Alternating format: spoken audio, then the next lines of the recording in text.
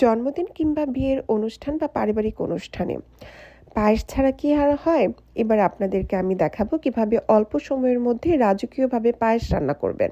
এতে করে আমি নিয়েছি 2 লিটার দুধে 2 মুঠো চাল। চালটা আমি আগেই গরম পানিতে ভিজিয়ে রেখেছিলাম এবং দুধটা যখন ভালোভাবে গরম হয় তখন চালটা দিয়ে দিবেন। পরিমাণ মতো চিনি দিবেন, আপনি যেমন মিষ্টিটা খান।